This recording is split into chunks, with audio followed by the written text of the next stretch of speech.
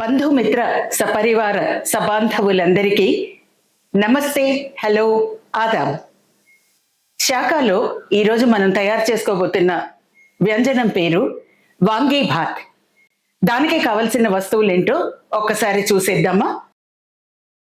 శనగపప్పు, మినపగుళ్ళు, ధనియాలు, జీలకర్ర, ఎండు కొబ్బరి తురుము, లవంగాలు, ఉప్పు, ఎండుమిరపకాయలు, పసుపు, ఆవాలు, మినపప్పు, అలాగే అన్నం నేను వండేసేసి పెట్టేశాను.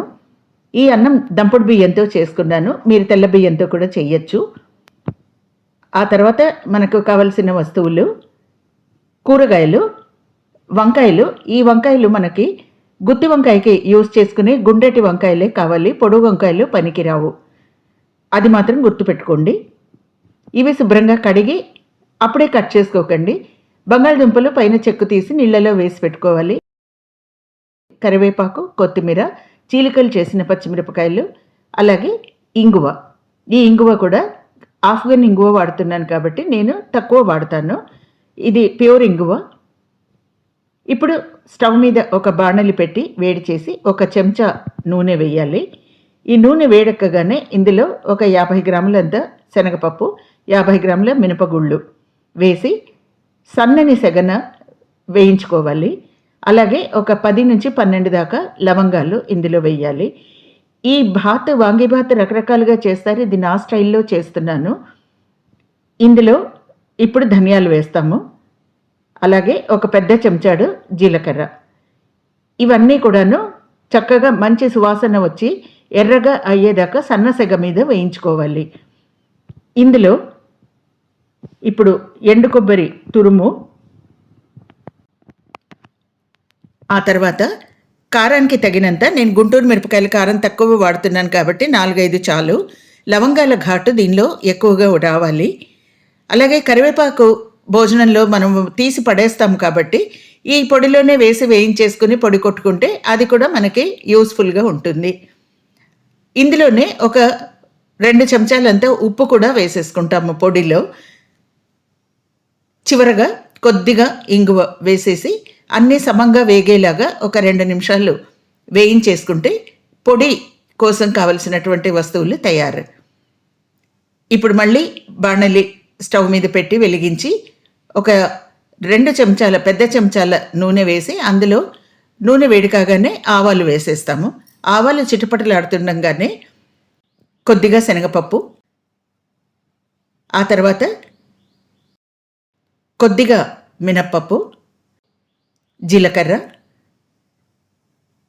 అలాగే ముక్కలు చేసిన ఎండుమిరపకాయలు వేసి 2 క్షణాలు వేయించి అందులోనే పచ్చిమిరపకాయల చీలికలు కూడా వేసేసుకుంటాము. లవంగాలు వేసాం కాబట్టి ఇవి కారం తక్కువ పచ్చిమిరపకాయలు అయితే బెటర్. ఇవన్నీ సరిగ్గా వేగిపోయేసరికి అందులో మనం మళ్ళీ కొద్దిగా కరివేపాకు వేసుకుంటాము.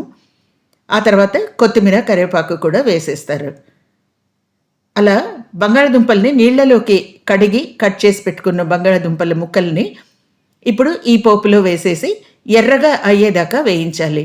బంగాళదుంపలు నీళ్లలో కట్ చేసుకుంటే రంగు మారవు, నల్లగా అవ్వవు, అలాగే స్టార్చ్ తగ్గిపోయి ముక్క ఒకదానికొకటి అంటుకోకుండా చక్కగా వేగుతాయి. మూత పెట్టేసేసి ఒక 2-3 నిమిషాలు వేయించుకుంటే అవి 1/2 వంతు ఉడికిన తర్వాత ఇప్పుడు చూడండి ఇలాగ ఎర్రెర్రగా అవుతాయి ముక్కలు. ఇప్పుడు ఇందులో మరొక చెంచాడు ఉప్పు, నేను మరొక 1/2 స్పూన్ అంతా వేశాను. ఇందులోకి నీళ్లలోకి తరిగి పెట్టుకున్నటువంటి వంకాయ ముక్కల్ని కూడా వేసేసి బాగా కలపాలి. ఈ వంక ముక్కలు కూడా మనం నీళ్లలో తరక్కోవడం మూలంగా కనరెక్కకుండా చేదు రాకుండా ఉంటాయి, రంగు కూడా మారకుండా ఉంటుంది. ఇలాగ మనం ముందే బంగాళదుంపల్ని వేయించి ఈ వంగ ముక్కలు వేస్తే అవి ముక్క చితకకుండా చక్కగా సమంగా ఉడుకుతాయి. ఒక 2 నిమిషాలు వేగిన తర్వాత మూత ఓపెన్ చేసి ఒక పెద్ద చెంచాడు పసుపు అందులో వేసి 4 చెరుగుల బాగా కలిసేలాగా ఒక్కసారి కలుపుకుని మళ్ళీ మూత పెట్టేసేసి మొత్తంగా మగ్గేదాకా, అంటే దాదాపు ఒక 3 నిమిషాల పాటు మనం దాన్ని ఉడికించుకుంటాము. 3 నిమిషాల తర్వాత చూడండి, సమంగా ముక్క చితకకుండా చక్కగా వేగిపోయింది. ఇప్పుడు అన్నాన్ని ఒక పెద్ద బేసిన్లో వేసుకుని అన్నానికి సరిపడగా ఒక అర చెంచాడు ఉప్పు, ఒక 2 చెంచాల నూనె అన్నం బిరిసెక్కడానికి వాడతాము. అది వేసేసుకుని మనం దంచి పెట్టుకున్నటువంటి భాతు పొడి ఇందులో వేసి ముందు సమంగా 4 చెరుగులా కలిసిపోయేలాగా కలుపుకోవాలి. అది కలిసిన తర్వాత మనము మగ్గించి పెట్టుకున్నటువంటి కూరగాయలు, బంగాళదుంపలు, ఆలు ఏవైతే ఉన్నాయో ఆ ముక్కలు ఇప్పుడు ఇందులో వేసి శుభ్రంగా కలుపుకుంటాము. ఈ వాంగీబాత్లో, ఇది వాంగీబాత్ కాబట్టి నేను వంకాయలు వాడాను. ఈ ప్లేస్లో మనం షిమ్లా మిర్చి కానీ పచ్చి బఠానీలు కానీ ఇలాగా మనకు నచ్చినటువంటి కూరగాయలు ఏవైనా కూడా వాడుకోవచ్చు. ఇది ప్రధానంగా ఈరోజు నేను వాంగీబాత్ చేస్తున్నాను కాబట్టి వంకాయలు మాత్రమే వాడాను. ఇలాగా అంతా కలిసేలాగా కలుపుకుంటే వాంగీబాత్ తయారైపోయినట్టే.